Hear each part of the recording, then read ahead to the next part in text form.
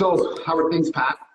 They're good. And we talk, full disclosure, we usually don't talk before these things, but we did have a chat because we haven't done this since November. Great. So one of my stress points is, and all the realtors on here would do a thumbs up, I'm sure, or agree, is as much as we've said it before, the market is doing all kinds of wacky stuff. There's things happening that we haven't seen. And so with this one, there's never been more topics or things to talk about. And so how do you take all that chaos and put it into something that makes sense and is cogent and all that other stuff, right? So for today, I've got a bunch of, where are they? You know, like Wheel of Jeopardy kind of thing. I got a bunch of things. So over time, I've been asking realtors and other people, you know, their take on things, summarize the market in one sentence, all this sort of stuff. So I've sort of summarized it all here. Look at, I even used the highlighter tool on Microsoft Word. So if you want, I can hit you with some of them and we can get your thoughts and have a chat on that as sort of the hot points of the marketplace, right? Yep. I'm ready to chat. And the main thing, and any realtor out there knows, and anybody who's trying to buy a house knows as well, the same market conditions exist right now that did for the last three and a half months of 2021, which every month has just compounded this issue, which is that even though listings are historically terrible right now, the same relationship between new listings being bad, like this January is going to be the worst January on record. And for some markets, it's going to be one of the worst months, period.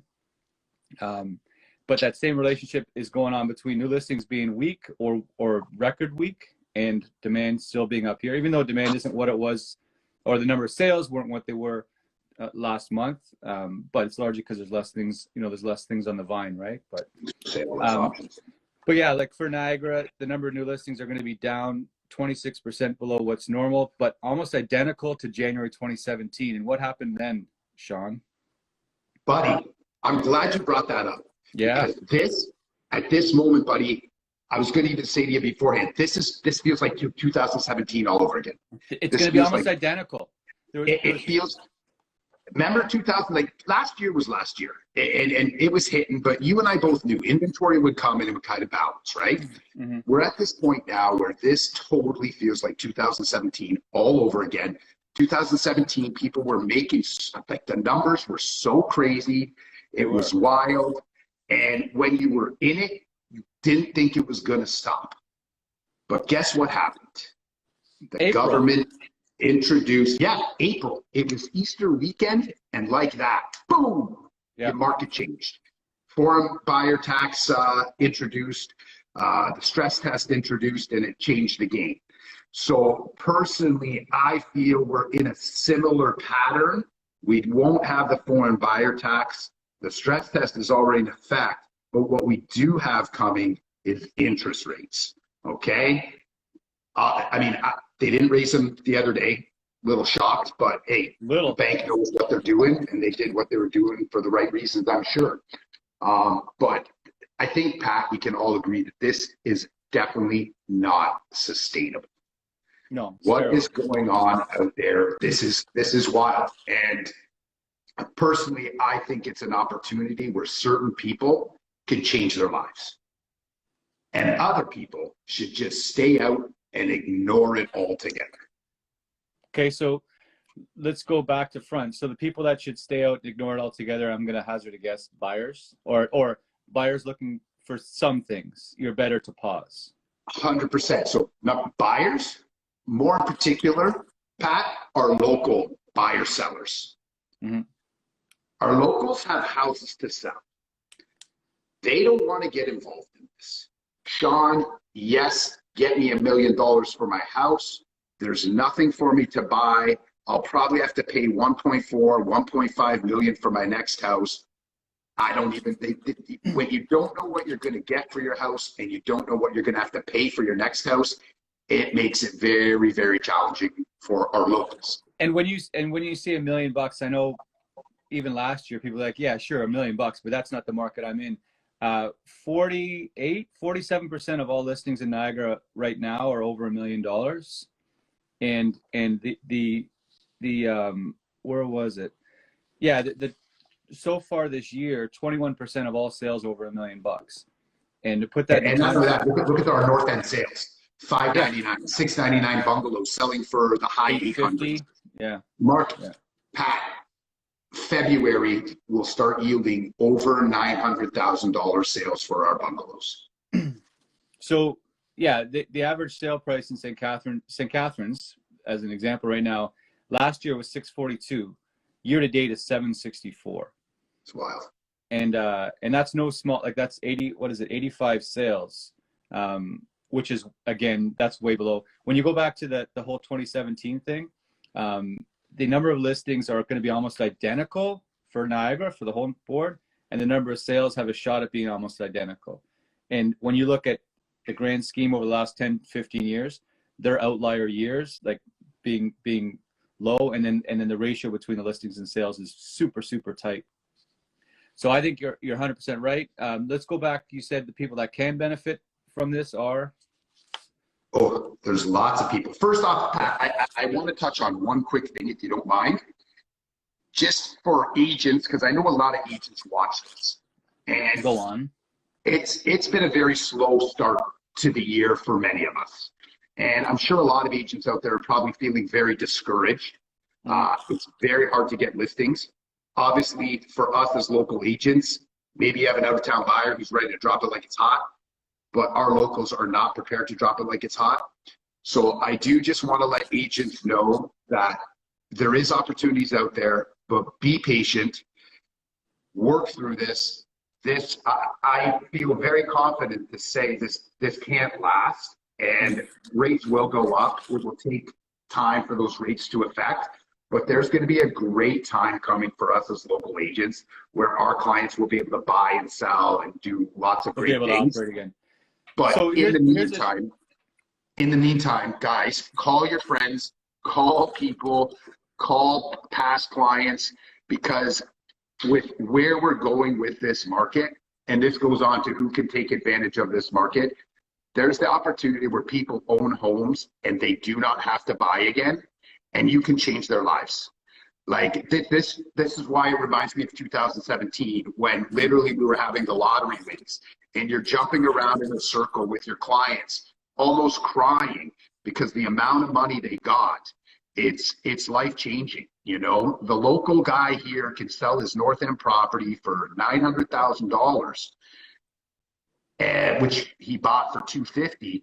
He can move to Airdrie, Alberta, just a half hour outside of Calgary, pick up a nice bungalow like our North End bungalows for $500,000, $650,000. They can be mortgage-free at the age of 40 and have a new life on their hands. Not only that, our older demographic who may be contemplating moving to a home or thinking of selling and going to renting. Or a condo apartment. Or a condo, anyone downsizing. Huge opportunities for wins. There is some things going on out there that we can, if you pick up the phone and call some people, these prices are very attractive, and some people won't want to turn them down because, and again, this will kind of, interest rates will probably create a balance for us over, I don't know, a year, 2 years, 3 years. But in the end, I think it's gonna be quicker than that. I think, because a lot, like, I would be curious. There's a ton of realtors in here. I would love you guys to put in the comment the percentage of sales happening right now that you think are investor people buying their second, third, fourth, fifth, sixth property from that are doing that. Just throwing it out there, a rough number has got to be 25 to 30%, and I'm probably wrong. There's no data to dig up to find that info, but I think as soon as the winds change, like as values have gone up, at some point they're going to start saying more and more, where's the value in this? It's gone, right? And then interest rates come up a bit. If they do that, they were talking about increasing the down payment for investor or second properties. If all of a sudden my down payment goes from here to here, now my cost to get in, my cost to own, and my cost to purchase, all those three things are up. Then what am I doing, right? The gold rush is done. Like everybody here is chiming in 25, 30, 40%. So my point is this: if all of a sudden that end of the market comes down, because we've been talking about sales being up, 30-40% above normal and listings being 5-6-7% above normal. If you take 20%, 10% of that buyer demand out of the equation, all of a sudden you've got the 2018, 2019 market, when days in the market went from 21 to 55, like that, right? And then we were doing open houses and we were, oh, there's a showing in 3 days, hooray, like that. And remember how quickly that market changed, right? Yeah, 100%. You're getting me very excited. 2018, 2019, great years to sell real estate locally in Niagara. It was civilized. It was civilized. There was still competition, because here's the thing. At the end of the day, there's still not enough inventory to take care of the demand of people who want houses. And it's going to continue to grow and grow and grow as they keep throwing more immigrants. What is happening right now with this crazy push is and as rates go up, the affordability level is getting tougher and tougher and tougher, and it's reaching a higher tier of buyers who can afford. And a balance, say these bungalows do hit 950 by next month, and then by summer, there's always a little balancing act kind of goes on. But say we're pricing these bungalows even at $799, $899, but mortgage rates at 3%, your buyer pool has shrunk exponentially. But also, for us as local agents, we have clients who have built great equity in their homes who do want to move and improve their house or downsize, and their time is coming. So for those people, I just say, hold tight, sit back, relax. It's all relative. Your house goes up 200, what you're buying goes up. If your house goes down 100, what you're buying goes down. It's all easy peasy for us. And there's two pieces to that and we all deal with on a daily basis. So whenever you're talking to a seller, is one, that whole concept, 4 years ago, like the average price 4 years ago, was just under 400 grand. So you're going to sell for 400. You're going to buy, you're going to do your move up. You're going to buy for 475 or 5.25, whatever. And now, okay, you're going to sell for 850 and you're going to buy for 9, whatever. And I know it's like people watching is like, we're throwing these numbers around like they're normal. They're not normal, but they're the numbers, right? And so the ratio that the exchange is relatively the same, but in the mindset is like, I'm not in the $1 million. I watch that show on TV. I'm not in the $1 million home market, but that ratio is the same. But then also when you talk to sellers, how many sellers actually are in the loop somewhere within 10% of what their house is actually worth, right? Because when you look at there's listings out there that went out there in the last week that are asking prices that people see and say, oh, $399, that makes sense. $549, that makes sense. But they're not actually realizing that they're selling for, $250,000, $350,000 over. So when you talk to these sellers and you say, oh, I can't afford that house for $900, mine must only be worth $6.25. He's like, $6.25, you're probably $810 or whatever, right? There's a huge disconnect, and that's one of the collateral damage of pricing being all over the place. Is it's harder to get a grasp on things, because our market was. And the funny thing is when we did CMAs, we'd go with our active properties that are currently listed, and then you go with your sold. But the last few CMAs I went on, I just go with the last 2 weeks of pendings.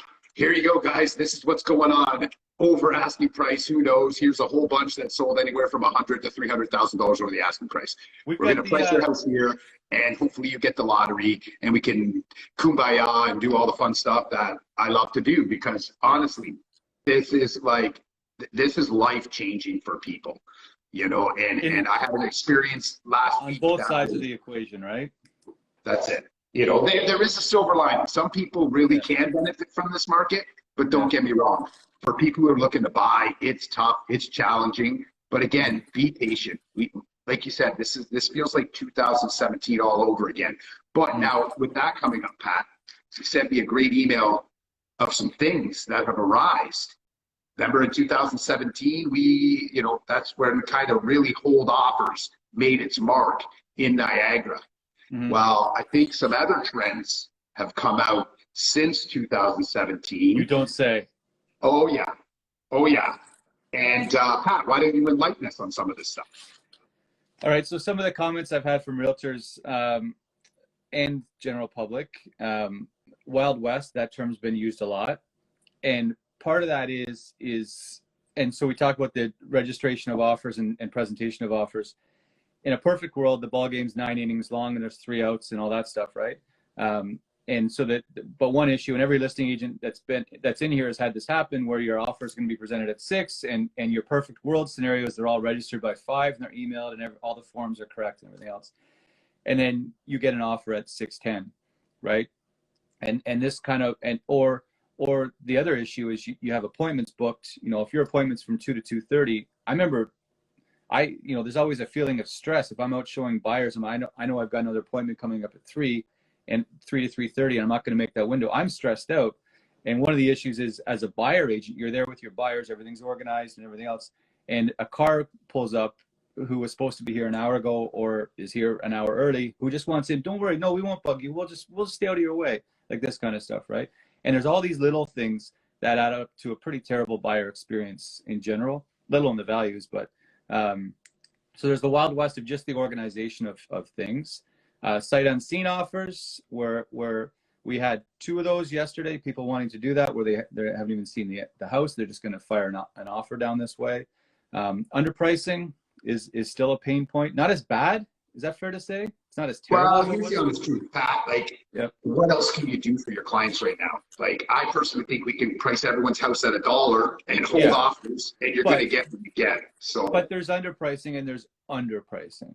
Fair enough. It's getting the same result, though. I mean, I can't. The only challenge is this again, Pat. Yeah. What's going to happen is, like, I agree with you with the underpricing, because this will at some point balance, and then we're stuck again. We know that, hey, this listing price wasn't correct, but this asking price wasn't correct. And then we're stuck in the middle trying to figure out what market value is. Kind of like what we did last spring.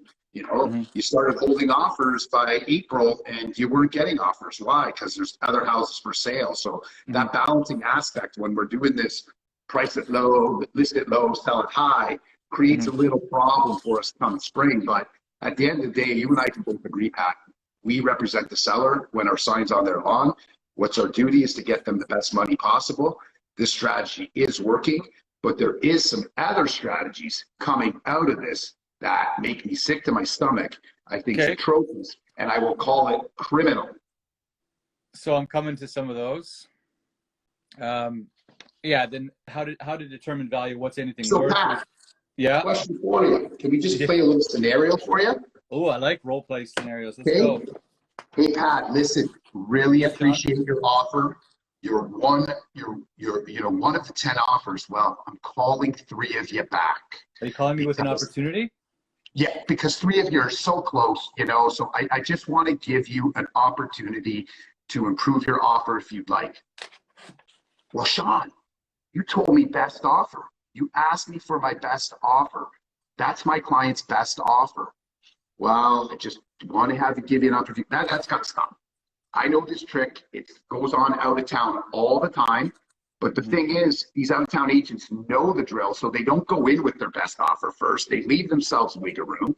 But these agents, if there's an agent watching right now, please don't call me if I'm close. If I win, I win. Other than that, please don't call me.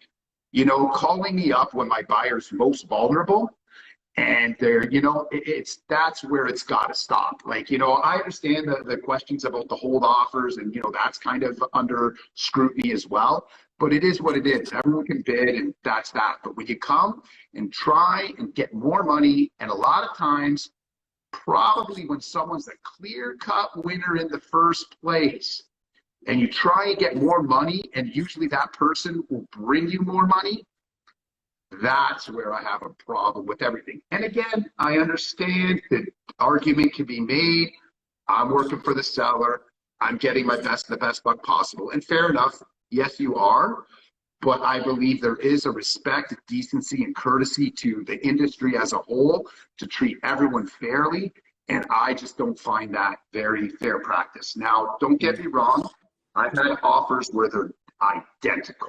In that case, I do make a call because it's, hey guys, we're going to flip a coin. You both got seller letters. Everything's the same. or do you want to improve? But that's it. Don't go call 5 offers back. There's no way 5 offers are that close to each other. Like that's got to stop. So Don't you my think thing that, is that I can't wait for summer. I can't wait for summer when the market balances and those agents who called me back have a listing sitting there for 30 days. And then guess what? I have the buyer. Woo-hoo, baby. They're going to want buyers. Right now, they're manipulating buyers. And then guess what? Buyers will be the golden goose again one day for a little while. And those games will stop. And the buyers will start probably playing some games finally with the sellers. But that is one thing all multiple offer situations I've been in this year, Pat, 3 of them, I got the call back. But and this comes back to the whole Wild West thing, is for people that aren't realtors, there are all kinds of mechanisms in place that allow us to set up the rules of the game very easily and communicate to everybody, broadcast out, here's how we're playing the game, and here's when things start, when they stop, what the expectations are, and all that. And so when you send out an offer, a pre-offer email communication, you can say, look, bring your best offer. There will not be a second round, because how many of us have had agents from the GTA where that kind of gameplay is normal freak out on us after they lose because they say, well, you didn't come back to us for a second round. I said, where did I mention a second round? Further, you didn't read the email that I sent out that says I wasn't doing a second round, right? So a big part of it is the communication piece and getting everybody on the same page. And that happens not as much as it should. Question for you, Shawn, from the studio audience. Why are you so confident that this will change in the summer? You've got some insights to share. Yeah, like, why do you pick the summer? Because I see a different timeline. Well, I'm confident of this. I'm confident the rates will go up. Okay, I feel they'll probably be at 2% by the end of this year. Now, with that being said, you and I both know no matter what, coming into March, April, May, inventory will come out. As soon as inventory comes out, buyers have options and buyers' psychologies change. They don't put their pedal to the metal as much because they know they have another house coming up the other day. So this inventory will balance. We know that will come and kind of change things a little bit, but these interest rates will have a play. It will take a long time because everyone gets pre-approved. So then they get pre-approved for 90 days. So it'll take a little while to get through.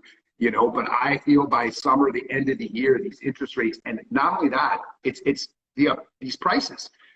Our house, like even if it's $950, we can say a bungalow will then be $800,000 in the north end. Interest rates at 3%.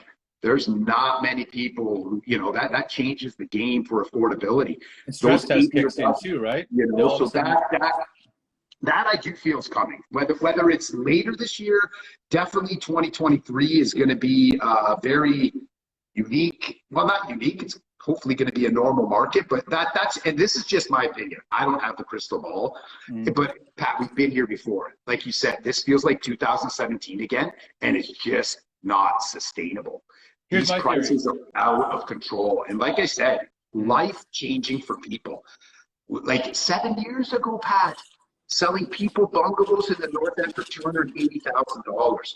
My phone is ringing off the hook with people thinking of making a move out of Niagara. Yeah. To out east, to Alberta, doing things like this. And that's the one thing for everyone from Burlington, Toronto can sell their houses and come to Niagara. But what can that people in Niagara do? Here's 2 things I know. Rania, I apologize if I pronounce your name wrong. It's exactly what I was just going to say is what she said. You know when you're at a barbecue in the summertime and it's super hot and then there's a thunderstorm on the other side of the house that you don't see and that cold breeze goes through the yard and everybody goes, "Whoo, what was that?" As soon as, because it's been so lightning intense, as soon as things change and because buyers have held sellers have held the power so firmly in their hands, right? And as soon as the winds changed a little bit and sentiment, like she had mentioned, and like I said earlier, rates, cost to own, cost to buy, and all that stuff go up. If 20-25% conservative number of our marketplace is investors and they ease back, and so all of a sudden that demand comes down, you have less people paying $340,000 over, where I've never seen more in my life where a sale happens and agents are texting each other and saying, "Oh my God, did you see 123 Main Street?" And so as soon as those buyers are out of the equation and those sales don't happen, who's paying those prices? It's going to be, as long as the perceived value is somewhere in that range, yes, people that own in that marketplace and are going to buy in that marketplace, they trade, right? But when you take that many buyers out of the equation, that's the thing I'm looking for, is as soon as that demand comes down, because when you go back over 10, 15 years, the same number of listings every year have happened, roughly. Niagara is between like 11,000 and 12,500 every single year. It doesn't matter what market. St. Catharines, same deal. It's like 2,800 to 3,500 new listings every year. It doesn't matter what happens. What's changed is sales in Niagara have gone from like 6,500 to 10,050 against the same number of listings. And as soon as that pulls back, because say we go back to 8,000 sales in a year, that's game change, right? Well, and the other side of the point too, Pat, is yes, the investors leave, but also too, once you get these prices this high, it's going to push a lot of buyers out of the market again because they just won't be able to afford. So for example, my Woodland, $599. All the buyers between $599 and $700, they're gone. There won't be, because again, we got to kind of still, prices got to be where they are, and we'll let the market determine how low they'll, and maybe potentially how much there might be a little correction because of this. But we can all agree that, you know, my $599 Woodland, list price was low, sale price $850, Yahtzee, home run, lottery win. Yahtzee. But really, what's the market value? Market value is probably going to become summer 725. Well, all those people who were in that 600 range thinking they can afford the house are now pushed out. They got to maybe go to McGee, Marquee, or whatever. That might not be them. So you're right. There's investors that will potentially leave the market, as well as others who will get pushed out because they just can't afford. And that's kind of what happened last year, Pat, come spring, that the prices went up. Some buyers had to exit the market. Not to mention, too, again, a thing about summer. Winter's crap, COVID, blah, blah, blah. What's going to happen? Everyone's going to want to enjoy their life. That demand, so some demand will leave because they're enjoying life. So it's all these kind of things that can kind of create something's coming. I just feel it. Something's coming. I mean, this is wild. But in the meantime, don't hesitate to pick up the phone and try and change someone's life if it's the right opportunity for them. There is really life-altering things, man. Like, we've made Crystal nauseous. Sorry, Crystal. Crystal, just be patient. Good times are coming. Emily Berry from the Berry team, a name you can trust, according to her Bunting Road billboard. April-May shift, I predict. I'm kind of with her on that. And then, yeah, the appraisals, how these places are appraising. So generally, folks, when a property is going to get appraised, they cannot use pending sales. They have to use sales that have closed and monies and keys have exchanged hands. So with a lot of these sales that are happening, if I log on to the old computer and I pull up, because there's less listings and less sales in general, a lot of these new numbers, like St. Catharines is up 19% in over the 2021 total, and most of Niagara is up 12 to 15% in price in 3 weeks. So there's no closed comps for a lot of these. But so I have no idea how appraisers and banks are managing this. I don't know if there's and Pat, February is going to get worse. We're going to see even bigger numbers, because now if you've looked last week's sales, average sale for a North End property was over 800 grand. There's a lot of over $800,000 sales for these properties. Check out these numbers. Look at the comp. How are you going to get the next one? Well, you got to go 9. I'm telling you, right. 9 in February, and I'm in agreement. I'm in agreement with you and Emily. I truly do feel that will be the begin. April will yield the inventory. Prices will be up, pushing certain buyers out. Nicer weather, investor, and that will be the start of a little bit of the balance. And then interest rates will kick in as they rise up too. So I feel some good times are coming. Again, Crystal, be patient. Here's the last 7 days in Niagara. Reason why buyers and realtors alike are trying to make sense of things. 133 new listings, average asking price. Do you want to take a stab at it? It's stupid. I don't know. Like I said, it could be $1. Like the average asking price could be $1. $991,000 is the average in the last 7 days. Average, so 133 new listings, 144 sales. So that same situation we had at the end of last year, right? So just continue, like it hasn't broken yet. It will, but it hasn't. 144 sales, average ask 821, average sale 880 for the last 7 days. 880,000 average. So the average for last year was 709, right? 880, close to $1 million, Pat. I bet you by February we'll be close to $1 million, but that's the beginning of the end. So here's the other thing. We talk about the investor market, 25, 30, 30, 40%. 78 of those 144 sales were sold by buyer brokerages from another market. So again, 78 of 144, and that's been week in and week out since December 1st. I have no real life at the moment, so I track that stuff. So as soon as that changes at all, that's what's going to change this market. As soon as 78 of 144 goes to 50 of 144, so I looked at it weekly because to do more than that is a lot of work. So that's we can all agree that some of these prices that are getting paid are by buyers sometimes not getting the best advice on the property they're buying. 100%. Buying. Absolutely. And this is going to be the challenge for us though moving forward, is that our Niagara's not Niagara anymore. Niagara is bigger than us. What we like, our little local where we thought, hey, we own Niagara, we don't own it anymore. Yeah. It is, like you said, the Wild Wild West. It is so many Niagara transplants over the years, out of town agents. Our local Niagara pool is shrinking because, again, a lot are taking advantage of these prices and just skedaddling out of Ontario. But don't you think once the circus is done, they leave town? Not to compare them to circus entertainers. Maybe not the best reference, but it's the one. Well, the funny thing is, though, yeah, you're right, that a lot of them will leave town. Not all of them. No, not all of them. And to be honest with you, with where the prices are at, we're still going to want some of them because there's still some locals who will not be able to pay the price. That's what I'm saying. I hate to say it, we do need them. We don't need some of their behaviors, but we do need them. That's the thing and this is the other important thing, because the media is going to be all over this. As soon as there's a price adjustment, and there will be, because I can guarantee you this, February or March is going to show negative month-over-month numbers. Guaranteed.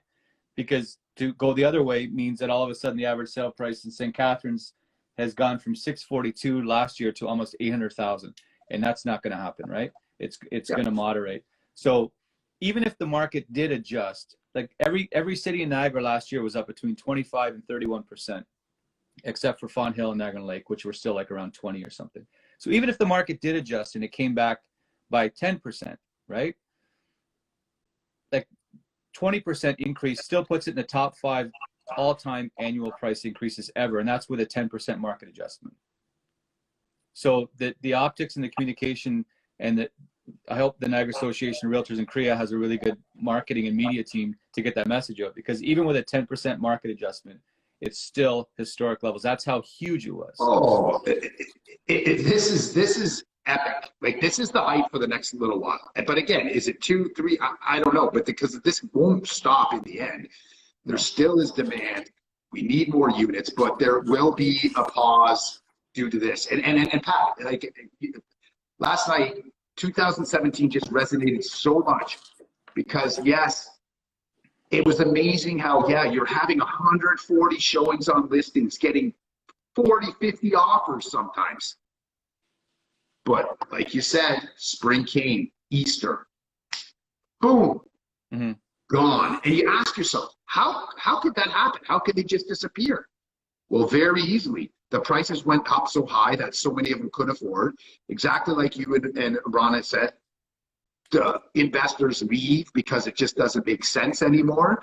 And then you've got the traditional buyers who want a house for themselves, and that's what we're working with, you know? And again, though, exciting for us as locals in Niagara, because the honest truth is, a lot of our locals, no matter what, can't afford to buy entry level anymore. But we've got a lot of locals that have built an incredible amount of equity that can help them make a move. And in a balanced market, that's what they want to do. So our locals will be able to afford to do some moving and shaking. And that's exciting because I got a list of people who are waiting for April, May to see what happens, and they're ready to go. Now, I'm pretty confident though, Pat. Go on. That still in summer, you're going to see some mayhem still. If you remember last summer, you know, houses with pools and stuff like that.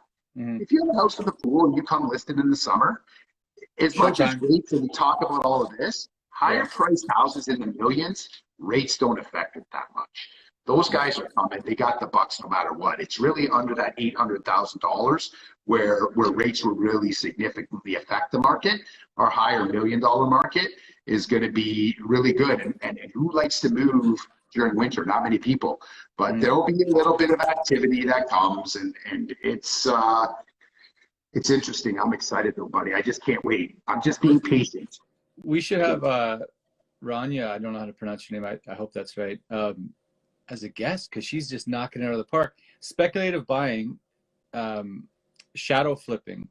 Somebody buys a house today, closes it in a month on a Monday, and then on Tuesday it's back up for sale for an extra 150 grand, and they hold back offers, and then they cash out and they leave the casino, right?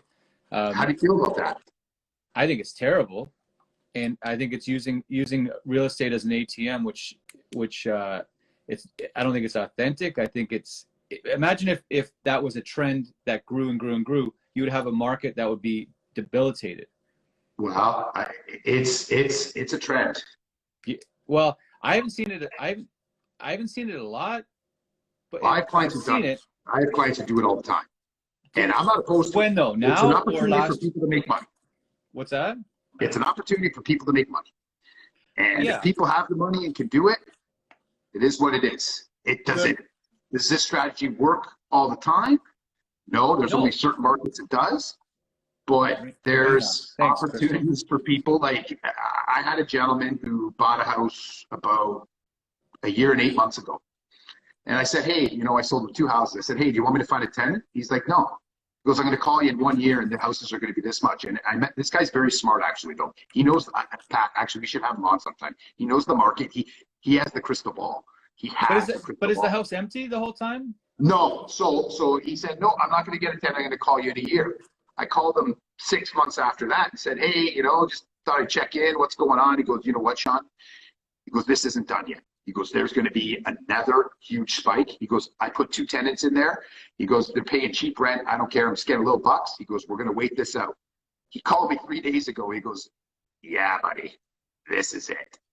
Yeah. And, you know, he held the houses. Now, he did have tenants in there, but his plan wasn't to hold forever. And on all honesty, Pat, he bought both properties around 675, and he's going to sell for well over 800. And he paid high when he bought them, and he knew it. And he told me, Shawn, don't worry. Prices will go. But now he's like, this is it for the next little while. He's like, so there's an example. So those guys pull back out of the market. So you're 35% surplus in historic sales compared to historic norms. 35% up all of a sudden becomes 20%. And now you've got a completely different market. There's not so much wind in the sails. Days in the market goes from 8 to 12 to 22 to 40. You're not holding offers, or you are, but you're doing it very nervously. You know, all of a sudden the teeter-totter starts to go. Oh, right? I'm telling you, by April, May, stop the hold offers, price your houses higher, go to the irrevocables, and that's that. Yeah. Don't get yourself in precarious situations where you got to cancel your listing, relist it higher. Yeah. It's, you know, and that goes to where we talked about last year, Pat, where we were kind of like, inventory's going to come. It always does. The strategy for now, guys, is yes, list it low, sell it high through January, February, but you got to start watching for March. March is when the tides will start to turn a little bit. And then definitely, I agree, you and Emily hit the nail on the head. April, May, we're going to see houses, and then we're going to see where it really comes out and falls together.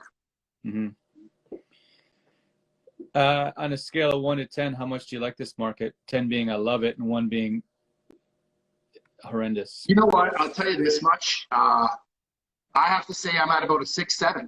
That I don't mind it because I know this won't last. Like I'm enjoying it for what it is because I think it's the end, and I'm enjoying it for what it is because I am not going out with any buyers.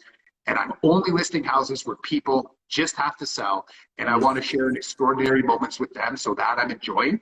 Mm-hmm. And like I said, I'm being patient for the rest of it. I'm being patient for the buyers to come out and everything like that, because we have confidence through this in 2017. I like this. People are putting in their number between 1 and 10. In 2017, Pat, I would have told you it was a 1. I wanted to quit real estate. I wanted to retire. It didn't feel like it was ever going to end. It was over. But now that I've been through 2017, I know what it's about. It will change. And therefore, I'm just enjoying this last little moment. The system, boom, boom, boom, boom, blah, for the clients. Yeah, I don't know. I muffled that one up there, buddy. No, we haven't had a drum tape before.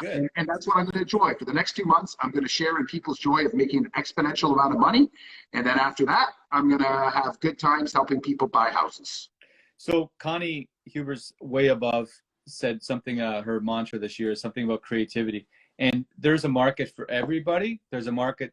Not all markets are for everybody, right? Some markets people as a buyer can do better, as a seller can do better, or whatever. And that's just it. In this market right now is you have to look and say who can operate reasonably well in this market and who should probably sit on the sidelines for a little bit until X, Y, and Z happens, right? Absolutely. And that's what you got to manage. So all the agents watching, listen, call your friends, call your family, call your past clients. They may have a house to sell and you can change their lives. Other than that, not only that, call your friends, call your family. You have a lot of people who want to sell their house to buy. Tell them to be patient. Fill them in on the market.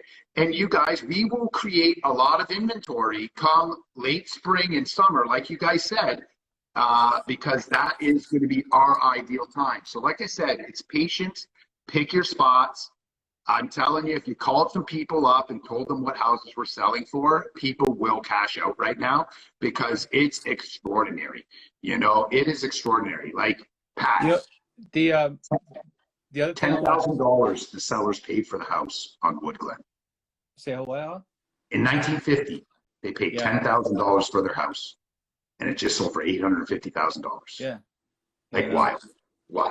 So the only other thing I'll say, because we're probably going to wrap up, right, is all realtors and general people, as you see numbers coming up in the next 4 or 5 months, the spring market of last year, remember, was the market that absolutely demolished. It came in with a baseball bat and just destroyed the store, like killed. So every month this year is going to have some wacky data for the month over month. Like, for example, last year, the number of new listings in March were 1,579, which was 150% of what was normal. So this March, I can already tell you, is going to lose that boxing match. It doesn't stand a chance, right? Yeah, so that's my public service announcement, is every monthly report that's going to come out from NAR or wherever, if it's looking at last year, is gonna look hilarious, because last year was the 4 or 5 month stretch that was untouchable, the biggest 6 months in Niagara real estate history, any 6 months. So that's my public service announcement. Anybody have anything they wanted to add? The overall consensus amongst a whole bunch of realtors was I would put that average around 5.5, Shawn, as far as 1 to 10. Yeah, I saw that here. My buddy Kevin Alt, he's got a podcast about movies that's pretty hilarious. Kevin, I can't remember the name of it. But I listened to it while I was waiting for my takeout the other day, and I was thoroughly entertained. Reina, with another one, how about our sellers list now and require a very long closing? Yeah, well, the whole strategy around listing and it's also what the sellers are looking to do, right? Are they moving to a rental, a house, above what they're looking to move to? Is it in supply or not? Because if I'll tell you this, if you could get your seller at closing till the end of August and sell their house now, but then I'd be worried it wouldn't close come August, because I think it'll soften a little bit and people will be pissed what they paid. But you'd want an escalating deposit clause. A long close is one thing for sure, but I think that is something. If I confidently knew, no matter what comes summer, that people just could buy a house easily, I'd be calling everyone and telling them to sell now. Yeah. But I can't. It's too unpredictable. I just can't definitively say. Shawn, I'm going to throw a curveball at you because we haven't talked about this, but my buddy Kevin just commented on his podcast. It's called Off the Reels, and it's on all of your platforms that you listen to podcasts on. It's him and a buddy, and they dig into movies. It's great. Shawn, shall we share our news? Yes, go ahead, Pat. Tell the whole world. So Shawn and I are taking this whole Instagram Live thing, and we're going to take it up a little bit of a notch, and we are starting a podcast. Boom! I said it. We're recording our first one today, and it's going to be on all of your favorite podcast platforms. It's going to be called Your Niagara Real Estate Podcast. We'll have obviously some promo on it, but part of it is not to sit and just dig apart numbers. We're going to have all kinds of different topics. We're going to have guests and people come in and sit in with us and chat. And but it's going to be fun. It will be very fun. Yeah, we don't have a huge plan, but we've got some kind of plan. And we're going to just have fun. Yeah, so stay tuned. As soon as we can get that out, we will have that out. I don't know. We don't really know what we're doing, but we know people that do. So that's the main thing. That's it. That's it. Surround yourself with the right people, Pat, and it will all work out. So, yeah. Anyways, buddy, I'm going to see you soon. And everyone else out there, guys, watching, agents, just, you know what? Be patient. Pick your spots. This won't last forever. The good times are coming. But just get out there and continue changing some of our local people's lives with these big numbers. At the end of the day, all this business is sitting in front of people and chatting with them and helping them get from A to B. Because at the end of the day, people still have to get from A to B, right? That's all it is. And so right now, maybe it's more complicated. But you could argue that our job is more important than it's ever been because we can get them from A to B better than you know. We can make a complex situation a little less complex. I guess that's our point. Absolutely. Yep. Okay. Thank you so much, everybody. That was awesome. We'll chat soon. See you out there. All right. See you, buddy. Ciao.